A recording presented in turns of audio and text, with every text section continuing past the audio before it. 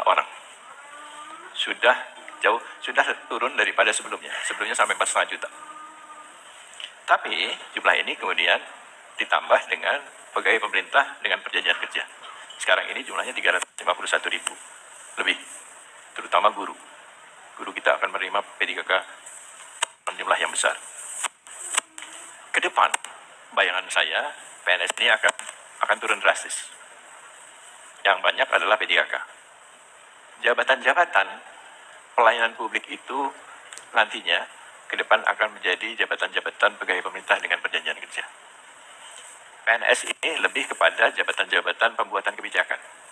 Dan itu dilakukan di seluruh dunia. Bahkan banyak negara yang tidak ada PNS-nya lagi.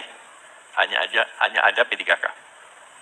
Jadi kalau di luar sana secara internasional, terminologi yang digunakan adalah civil servant dan government workers. Ada dua. Kita juga membedakan itu. Bedanya dengan di luar adalah P3K kita tidak mendapatkan pensiun. Di luar dapat. Jadi kalau kita lihat di Amerika, itu firefighters, police, social workers, teachers, health workers, itu semuanya P3K. Government workers. Bukan civil servant.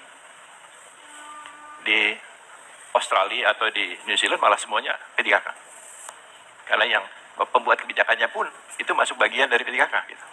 Jadi mereka hanya mengerjakan pekerjaan-pekerjaan secara project base. Kalau selesai, mereka bisa keluar atau meneruskan pada proyek yang lain.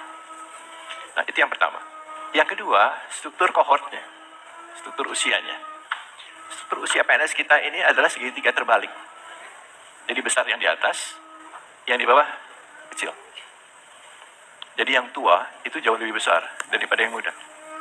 Ini bukan struktur SDM yang sehat. Gitu ya. Jadi kalau kita belajar mengenai siklus, maka segitiga terbalik itu ada di paling bawah. Ada titik paling bawah. Kalau kita lihat grafik sinus, gitu ya, yang segitiga terbalik paling bawah. Di sini kemudian bentuknya seperti jam pasir. Kalau segitiga normal itu paling atas. Yang di sini kemudian seperti trapesium. Jadi itu adalah sifat alamiah pergerakan SDM. Jadi semua organisasi pasti akan mengalami seperti itu. Tinggal seberapa cepat dia bertahan pada satu periode. Seberapa lama dia tidak berubah. Gitu. Nah, kita ingin itu cepat berubah.